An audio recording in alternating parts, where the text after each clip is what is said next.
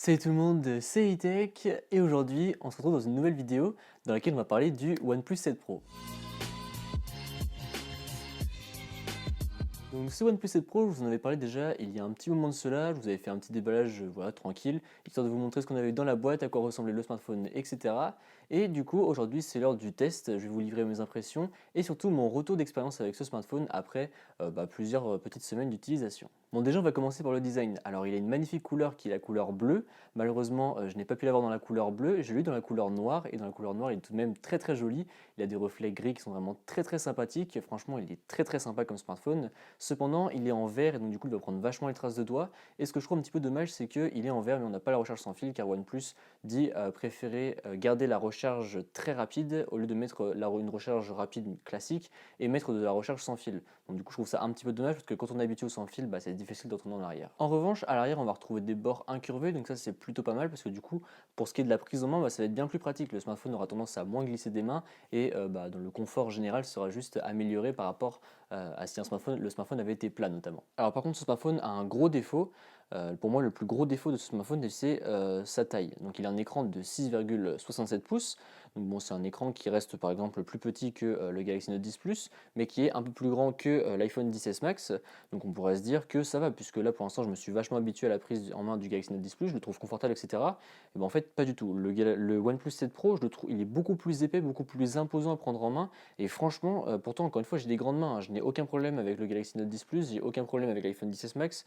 D'habitude, j'ai pas de problème avec les grands smartphones, mais là, avec ce OnePlus 7 Pro, j'ai vraiment eu beaucoup de mal et j'ai vraiment détesté sa prise en main. Encore une fois, je le trouve trop gros, je le trouve juste pas pratique et on est obligé d'utiliser à deux mains. Alors que là, l'iPhone 10s Max, bon, pas tout le temps, mais je peux quand même l'utiliser à une main. Pareil, le Note 10 Plus, j'arrive à me débrouiller à faire quelques actions à une main, mais avec celui-ci, c'était vraiment impossible parce que c'était juste trop gros et juste pas confortable en fait. Et d'ailleurs, qui dit design dit protection. Donc vous le savez sûrement, c'est RhinoShield qui m'a sponsorisé pour cette vidéo et qui m'a prêté le smartphone pour que je puisse vous le tester. Donc un gros merci à eux. Comme d'habitude, ils font des coques très résistantes. Ils font également maintenant des skins qui protègent leur smartphone, mais ça on va en parler plus en détail dans le test. Donc juste avant que vous disiez ouais c'est encore une qui sponsorise la vidéo, machin nana on en a marre, je comprends que vous en ayez marre que vous devez voir beaucoup de youtubeurs tech sponsorisés par RhinoShield qui prêtent des smartphones, mais en même temps ce sont les seuls à faire ceci, et donc c'est grâce à eux et eux seuls justement qu'on peut tester les smartphones, car les agences de presse ne prêtent pas tout le temps les smartphones. Donc pour des plus petits créateurs comme moi par exemple, je suis vraiment très content de les avoir et c'est grâce à eux que je peux vous proposer plein de comparaisons, plein de tests etc. de smartphones différents, donc un grand merci à eux, et encore une fois s'ils n'étaient pas là, eh bien je ne pourrais pas vous proposer autant de contenu. Bref, parenthèse terminée. Pour en revenir sinon à ce bel écran, franchement c'est un très bel écran. C'est un écran encore une fois de 6,67 pouces qui est AMOLED, donc les couleurs sont vives, elles sont éclatantes, c'est juste trop cool de regarder des vidéos sur ce smartphone. Donc évidemment, grosse particularité de cet écran du OnePlus 7 Pro, et bien c'est qu'il a un taux de rafraîchissement à 90 Hz. Donc en gros, qu'est-ce que c'est? Et bien c'est qu'en fait les images, enfin du moins l'écran va proposer un taux de rafraîchissement plus fréquent en fait que par exemple sur les smartphones classiques entre guillemets, par exemple là sur le Note 10 Plus, l'iPhone 10s Max, etc. Enfin bref, tous les autres smartphones, eh bien c'est souvent du 60 Hz. Donc là en fait du coup le fait d'avoir du 90 Hz, eh bien on a l'impression que tout va plus vite. Genre même alors que ça peut peut-être avoir la même vitesse, mais en fait l'écran, vu qu'il se rafraîchit plus vite, eh bien on a juste l'impression que tout va extrêmement vite et c'est vraiment compliqué de retourner en arrière. Parce que du coup j'ai utilisé ce smartphone pendant à peu près 2 semaines et demie, 3 semaines il me semble, et après de revenir en arrière, donc du coup j'avais mon iPhone 10s Max et mon Galaxy S10 Plus, eh bien c'était vraiment très compliqué de revenir en arrière parce qu'on a l'impression que c'était un peu long, on avait l'impression que c'était un peu old school on va dire, alors qu'en fait c'est juste que le OnePlus 7 Pro est en avance là-dessus par rapport aux autres, et cet écran est juste magnifique, encore une fois il est super beau, les couleurs sont éclatantes et ce taux de rafraîchissement c'est juste incroyable. Vous l'aurez remarqué, sur la face avant de ce smartphone, eh bien on n'a pas de caméra. En effet celle-ci se retrouve cachée dans le haut du smartphone avec un petit moteur qui va se déplier lorsqu'on va vouloir prendre une photo ou bien lorsqu'on va vouloir activer le Face Unlock. Donc vous avez soit le Face Unlock, soit un capteur d'empreinte digitale sous l'écran pour déverrouiller le smartphone. Clairement, le capteur d'empreinte digitale sous l'écran est bien plus rapide, il est ultra rapide, c'est le plus rapide que j'ai pu tester, donc j'ai pas eu besoin d'utiliser le Face Unlock. Mais si jamais vous voulez utiliser le Face Unlock, eh bien vous swipez et la caméra va se lever, scanner votre visage et redescendre. Donc bon, encore une fois, l'empreinte digitale va être bien plus rapide, mais voilà, si jamais vous voulez utiliser le Face Unlock, c'est possible. Et après, bien sûr, évidemment, la caméra va se lever pour faire des selfies, je ne vous apprends rien. Et donc, les selfies sont vraiment correctes. La qualité des selfies est très très correcte. Même franchement, OnePlus, c'est toujours une des qualités photo que j'ai appréciée. Ils font pas trop de trucs beauté comme font beaucoup les smartphones chinois. Donc ça, c'est appréciable et c'est un rendu assez proche de la réalité. Donc ça, c'est vraiment super cool. Donc franchement, des bons selfies, ça c'est vachement bien. Et après, en ce qui concerne la photo arrière, donc là, vous avez un grand angle, vous avez un zoom téléphoto et vous avez également un optique normal, on va dire, et qui propose également de très très bonnes photos. Donc je vais vous mettre des petits échantillons là en même temps que je parle, mais franchement c'est une très bonne caméra, j'ai été très content d'utiliser ce smartphone pour mettre diverses photos. Là vous allez voir quelques photos, quelques échantillons du moins de quand j'étais à Madrid, donc voilà j'ai pu faire de très belles photos avec ce smartphone et j'en suis vraiment très très content, la qualité photo est plus que correcte et du coup c'est juste plaisant à utiliser en fait, c'est juste agréable et par rapport au prix du smartphone c'est vraiment super cool.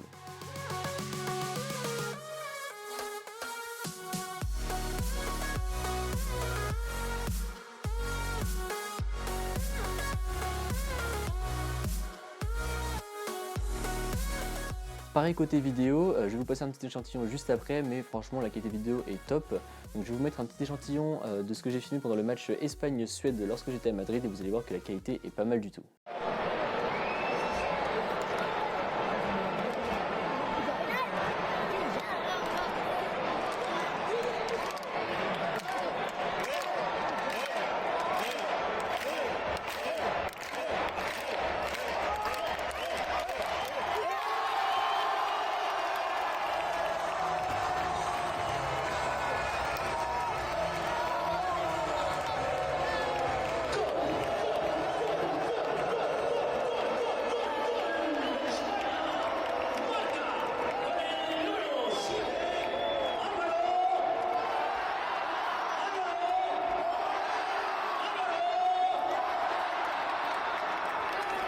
Donc voilà, vous avez pu voir l'échantillon, vous avez pu avoir un petit aperçu de ce que ça donne en vidéo. Donc encore une fois, personnellement, je suis très satisfait du rendu, que ce soit en photo comme en vidéo. J'ai adoré ce smartphone. Bref, c'était vraiment super cool. Ensuite, si on passe aux performances, bah là aussi, c'est très cool puisque tout va extrêmement vite. Donc en termes de processeur, vous aurez évidemment le Snapdragon 855, donc qui est pour l'instant le dernier de chez Qualcomm.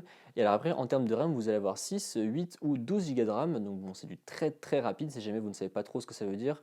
Clairement, vous pourrez tourner n'importe quoi ultra rapidement. OnePlus a toujours été réputé pour sa rapidité, et bien ça ne change pas, hein. Là, c'est le smartphone le plus rapide que j'ai pu tester, devant l'iPhone, devant les Samsung, devant tout ce que vous voulez. Pour moi, c'est les plus rapides.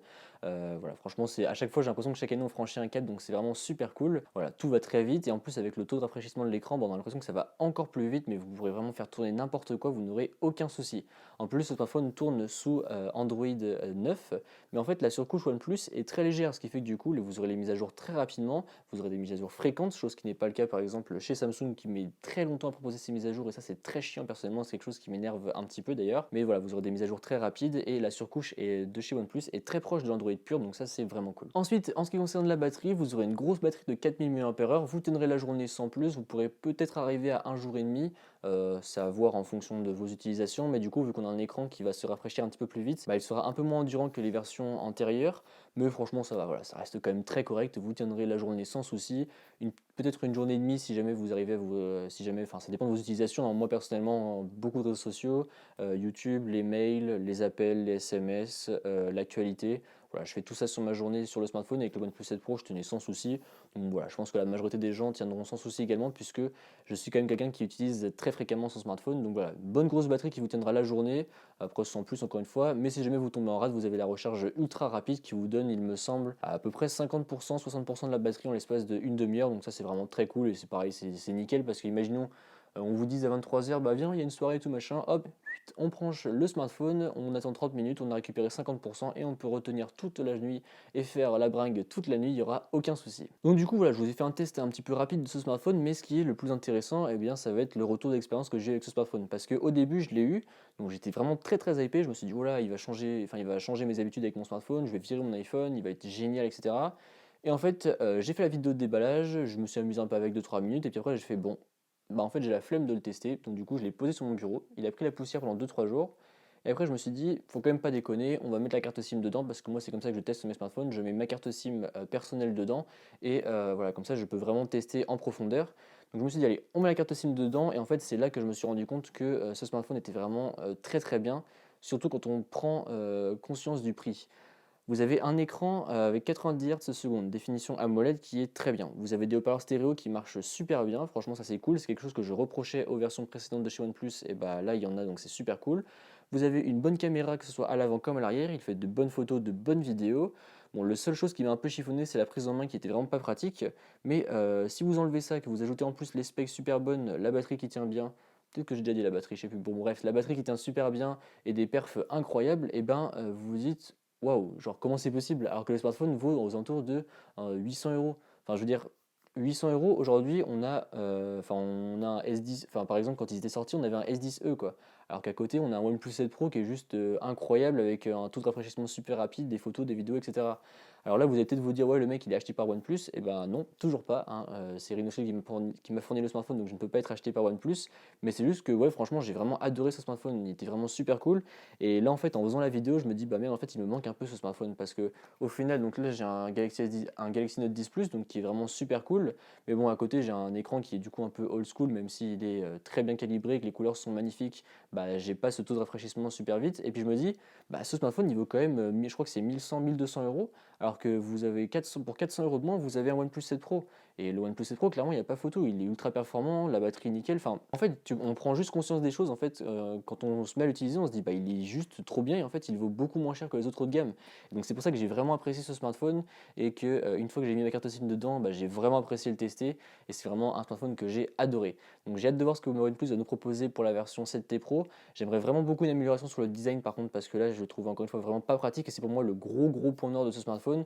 Après, sinon, il avait tout ce que je veux dans un smartphone. Il était bien fini. Il y avait les mises à jour rapidement, il tournait bien, il était très rapide, l'écran était monstrueux, il était beau, malgré le fait que, encore une fois, il ne soit pas très pratique à prendre en main. La photo et la vidéo, c'était nickel, enfin bref, pour moi, il avait vraiment tout pour me plaire.